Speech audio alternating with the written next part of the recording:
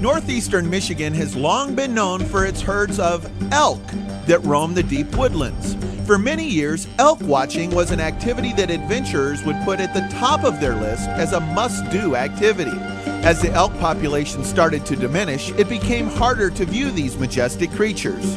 Realizing that there was a great demand for elk viewing, Thunder Bay Resort created a program which would guarantee its visitors a chance to see elk, as well as educate them about the species as a whole, all the while immersing folks in a wild setting. Well, we have 160 acres, which is quite a large area, and about 120 animals in total. We worked very hard to recreate exactly the kind of experience that we had in the wild. And other than going through the gate, I think most people will feel that it is not a zoo-like experience. So let's start with the simple questions first. How big do these things actually get? Cow elk will weigh from 500 to 750, 800 pounds maximum. A bull in the wild in Michigan is going to be 700 to 1,000 pounds. Our animals tend to be a little bigger because of the better genetics and the easier access to food in the wintertime. Of course, what's most fascinating about these creatures is their enormous rack. Most bull elk will be 6x6s, but a smaller number will be 7x7s, even occasionally 8x8s. So they'll weigh upwards of 40 to 45 pounds. These huge antlers are shed every year, and one would think that it would take forever to grow back something this large. But that's furthest from the case. The biggest bulls will start to lose their antlers about the 10th or 15th of March, and will actually be spread out over a 5 or 6 week period, with the smaller bulls losing their antlers last. And the growth starts almost immediately, within a week or 10 days. A little residual bleeding from the pedicle or the base of the skull when that antler falls off. The skin very quickly forms across that and starts to grow slowly, but when it's growing at its fastest in May and June, you can almost stand there and watch it. We're talking inch and a quarter a day when it's growing at its fastest. It's about a 90-day period for it to fully shape itself, and then another 6 weeks while it's converted from soft tissue to basically a bone-like structure. And all this growth is important because the elk's antlers serve a valuable purpose when it comes to establishing dominance in the herd. In the middle of August, when they're completed, it takes them just a day or two to rub the dying skin or velvet off. They immediately begin to fight and compete, because only the biggest, strongest, most aggressive bulls are going to be your breeding or herd bulls.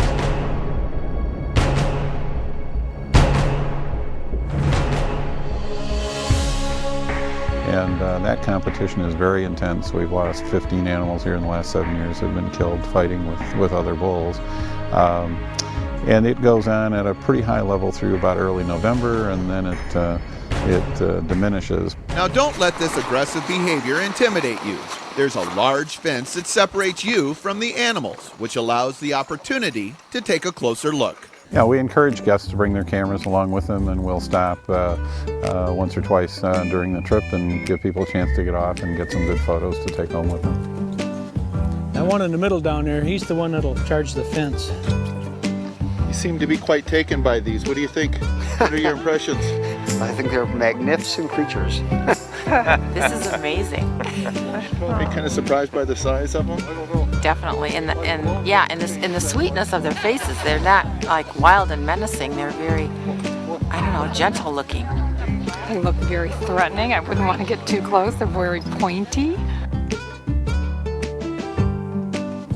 The elk viewing usually lasts about an hour, which includes a sleigh ride through the pristine forest, narrated information about the area, the elk, and of course stops along the way to view the animals.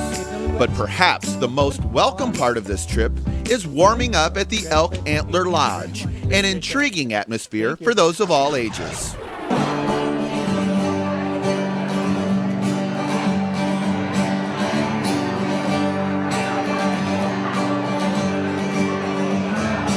Friday night in a cedar swamp and a jack pine savage does a hillbilly stomp.